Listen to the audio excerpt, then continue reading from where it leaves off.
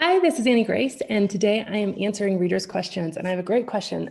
This is from Elizabeth. She says, Dear Annie, first of all, thank you for everything that you do. I think reading your book and participating in your experiment has literally saved my life.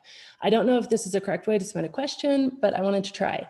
I had been a serious binge drinker and signed off work several times after relapses. I first tried AA at the urging and insistence of my highly physically and emotionally abusive family, and I'm now away from them and sober, and just the thought of alcohol disgusts me. That's amazing. My main problem is that my employers, friends, and society in general seem to have swallowed the AA philosophy to the whole and think I'm an alcoholic who will never want to stop drinking every second of the day. And if I stop going to meetings daily, which I actually found really triggering, I will relapse immediately.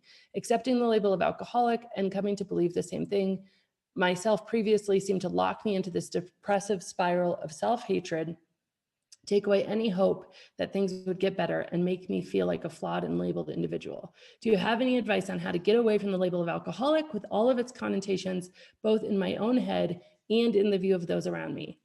I am so grateful for the work you do, the videos, the community, the podcast. You're doing such amazing work. Thank you again. Amazing. That's so cool, Elizabeth. And what a great question. And if you're just joining and you are curious about the alcohol experiment, it is always free at alcoholexperiment.com. You can join us and go through the same process that Elizabeth went through. That's just beautiful. So I think there's really three things to think about with this question. The first is you teach people how to treat you. The second is your energy always speaks louder than your words. And the third is really that you must do the internal work first. So I want to unpack each of those for you. So first of all, when it comes to society and other people's opinions and other people, what they think about us, we are really all the time, even though we don't realize it, teaching other people how to treat us. And we're doing that by what we do and don't tolerate and how we do and don't respond. And so often, if you notice this, and I would highly encourage you to go out into another situation where something comes up and somebody says something and notice how you respond. You know, there's different people who actually want to say something to get an emotional reaction from you.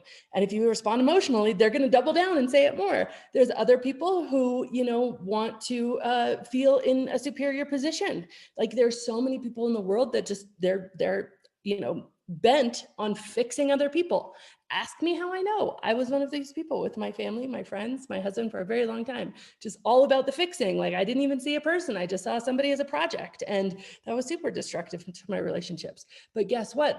I kept doing that because it was fulfilling a need for me with the people that allowed it. And I didn't with the people that didn't allow it. And so if that word allow sounds scary, like, oh, then I'm just going to have to be mean, I want to really encourage you that that's not true at all. I think that teaching people how to treat you actually doesn't have anything to do with being mean or saying, hey, that wasn't so nice. Actually, it has nothing to do with trying to change them. It's all about just changing your response, which brings me to my second point, which is what your energy is much more important than your words.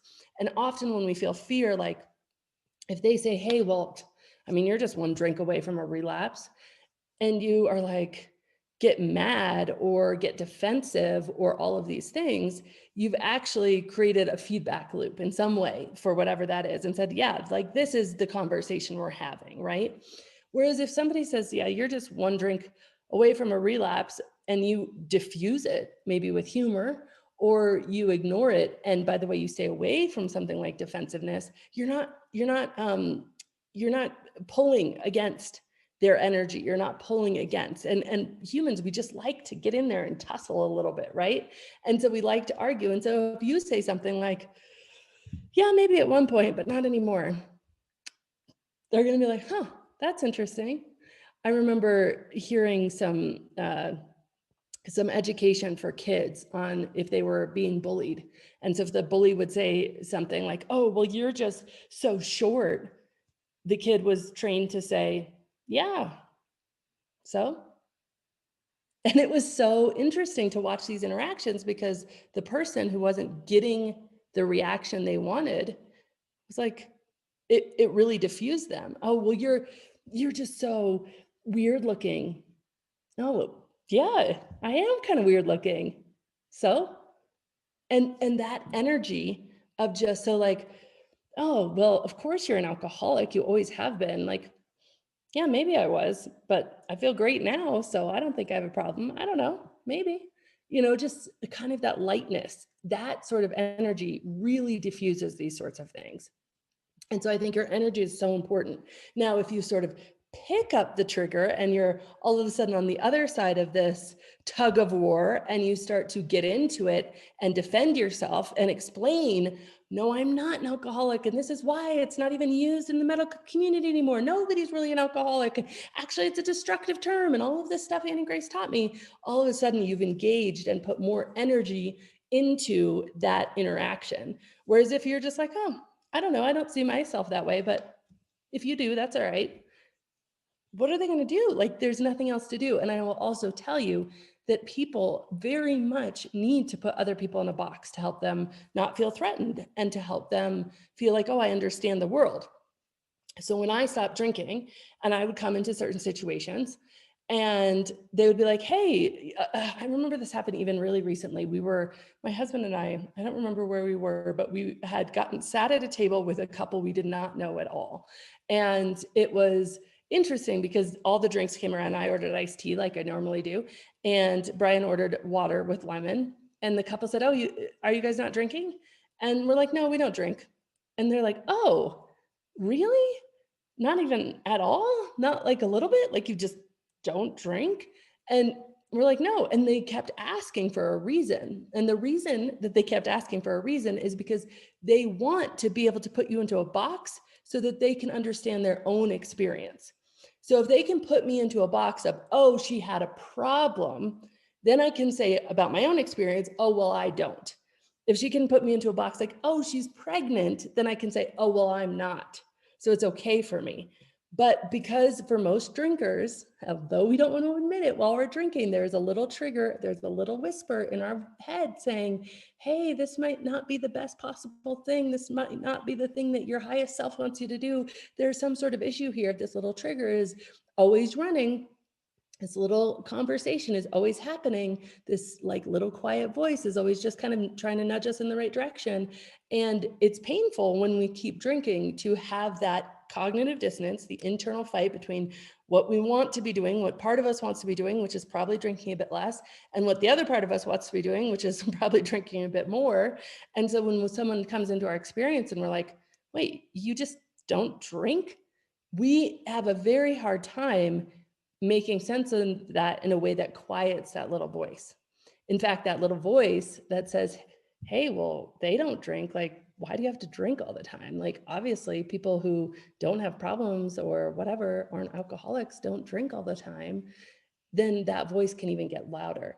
So a lot of this is bringing the right energy that you want for your outcome, showing them, not even telling them, but showing them how you want to be treated through that energy. And what your energy is saying is like, yeah, you can have whatever opinion of me you want. That's totally fine. Like you can think whatever you want of me. People think I'm an alcoholic. I've had many people say, oh, nothing you say is relevant because you aren't really an alcoholic. I'm like, okay, people are going to have all sorts of opinions about me. That's okay. That's fine with me. And if my energy is that, oh yeah, you can think like that's cool that you think that. That's not how I experience myself. That's not what I think about myself, but that's all right. Like I'm cool with whatever you want to think. All of a sudden, they're sort of, it's been diffused because you haven't picked up the other side of the argument. You haven't kind of gone in with defensiveness. All of this, so the first 2 points, of course, where you teach people how to treat you, and you do that, I believe, best through the energy you bring. And I think that energy should be lightness, playfulness, acceptance, no defensiveness, just like not really worried about it, just kind of zen, chill, non-anxious energy. It's amazing how quickly the conversations go away when you bring that kind of energy. So you do those 2 things, but you can't do those 2 things unless it's the third point on my list, which is you have to do the internal work first. It is very hard to bring energy of like, yeah, it's all good. Whatever you want to think about me is fine. That's not how I think about myself, but whatever you want to think is okay. If you don't truly believe that inside yourself first. And so the steps I believe to feeling that inside yourself first are just, you can start with a simple journal exercise of just making a list of all of the things that you believe about yourself, all of the things that you think you are, or that you're afraid of, or that you're worried about.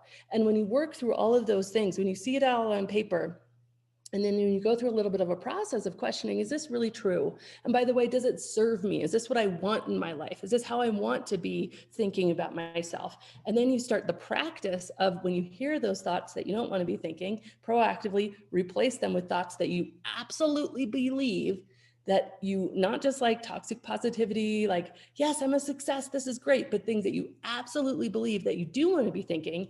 And you start to practice those new thought patterns, you will create an interior that, guess what, isn't triggered by the fact that everybody around you might still say, oh, well, she's just an alcoholic.